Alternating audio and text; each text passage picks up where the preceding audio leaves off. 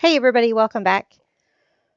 We are going to watch, as soon as we get settled apparently, we are going to watch American Horror Story. We are on season 9, is it? 1984 is the name of the season. And apparently it's doing a 80s horrors theme type of show. Or at least that's the feel that I'm getting from it so far. I was trying to remember everything that's happened since the last time I watched it, which it's been about a week. So I'm trying to think here, and I can't remember any of the names. Leslie Grossman, who is the leader, we found out that she's actually one of the girls that was in the massacre in the 70s. Was it 14 years before? Something like that. We found out that the killer, I can't remember his nickname, but the killer escaped from the asylum and he killed the hitchhiker guy by putting him up on a door, but then the guy disappeared. So we're not quite sure where he went to. But that was a similar thing that happened in Halloween. Michael would put the bodies like on the back of a door or, stuff like that. And then people would go back and the bodies were gone. At least that's how I remember parts of Halloween. I didn't watch that one over and over. My favorite was Freddy. Freddy was my favorite. The other theme that seemed to be strong in the first episode was Friday the 13th with Jason kind of references. All we were missing were the ha ha ha chi chi chi. Let's see. We have a nurse. We have the college age camp counselors. We have the different tropes. And if you've watched Cabin in the Woods, you know what I mean. I think that's the basic gist of it. I can't remember how it ended specifically, but that's kind of how everything's lining up right now. So let's watch episode 2 and see where things go. Oh, and I remember there were a lot of great songs that were being played, and this is going to be hard to edit. No one is safe. Then call the police. Not that I'll be needing anything from them. God helps those who help themselves. I survived him before. Now, is he going to be in the back seat and kill her? Get a little urban legend in there? There's that truck again.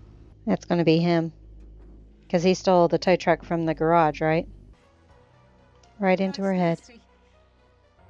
Pretty good. Since you followed me here. Ouch. I missed the moonwalk the first time. I'm going to go take my contacts out. Be right back. The killer, the Night Stalker. I have no comment. Oh, I forgot about Tonight at 11.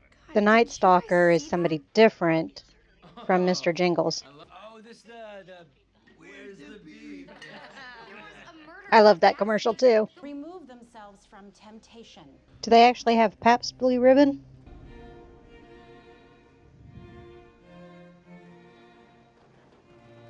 Did she get stood up at her wedding? Billy Idol, White Wedding. Is he the next to die? You're gonna do what Daddy says. Maybe Mr. Jingles kills him. It's going to show him porn stash. And when you get a boner, you get lightheaded from a lack of blood to your brain. That I don't know if they got that line from the Robin Williams joke or not. There's a joke that Robin Williams said one time about men have 2 brains, but only enough blood for one at a time.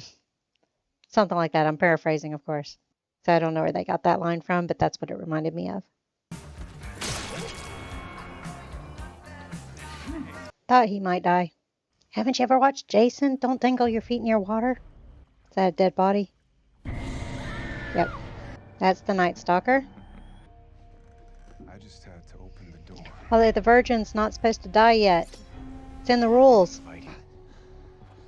You're not not supposed to be here. Oh, he's supposed to be dead. Maybe he is dead now. Oh, yeah, he can't survive that.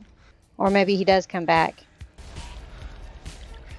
I'd be surprised if he came back. Jump for my love. You want more. You want more. More. More. Jump for my love. Jump in. Feel my touch. There's Mr. Jingles. So the nurse is the next to go? This would be an awesome soundtrack. You're not supposed to be here. He did come back. Is he going to come back again? Or he's got a lot of twins? So we're adding a little supernatural into this. With a fucking hole in his head. Captain Obvious. I think he was checking me out. He's actually right. Took his ear. Oh, it's her. This is a different approach for her. It's not Barry White, is it? What's your name? I know I do. You listen to me. You know, this whole interaction is kind of odd. Took the cable that helps us start. Something's gonna happen. Shit, that's Margaret's car. That ain't buffing out. That ain't buffing out. Took me a little while to catch what he said. Is she the killer? Am I a ghost? Oh, my Dan Aykroyd, I guess. There are ghosts. So if you didn't get that reference, Dan Aykroyd, Ghostbusters, but was it his father and grandfather were very much into the spiritual world and all that kind of stuff, which is how he got the concept for Ghostbusters. So I think definitely his grandfather. I think his father also, though. Or Stayed out on that road where you died. not how he got the Normal story for counselors Ghostbusters, had but picked part you of the up and brought you to inspiration. camp. Watch out behind you. Cut to end credits.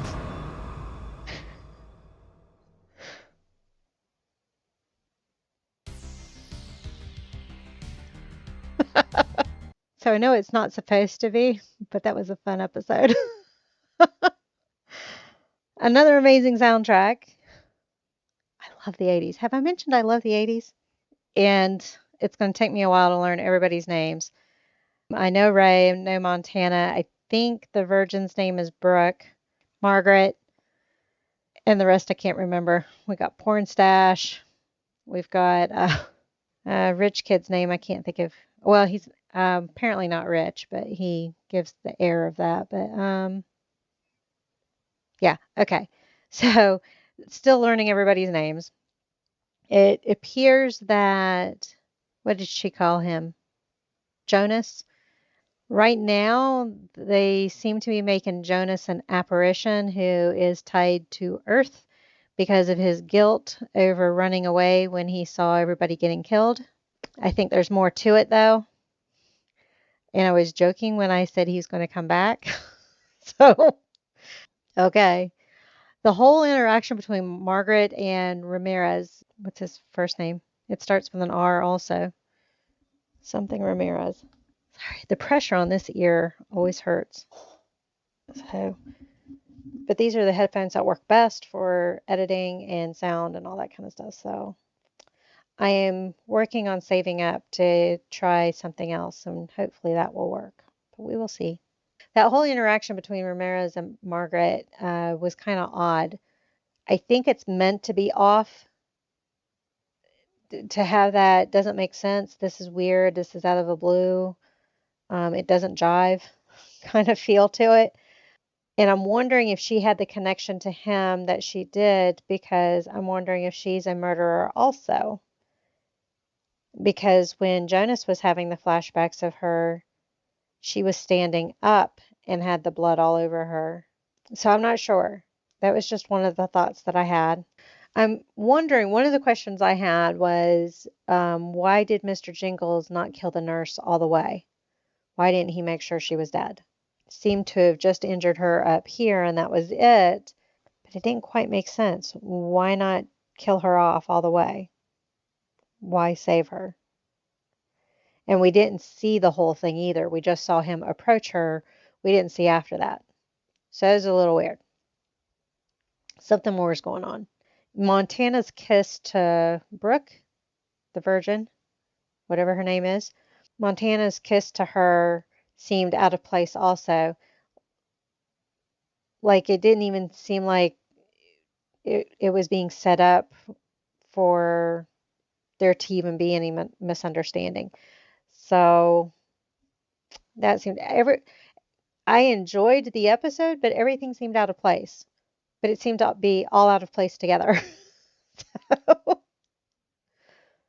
Which, I mean, there's a lot of vagueness and a lot of up in the air with this series in general. So I'm not upset about it.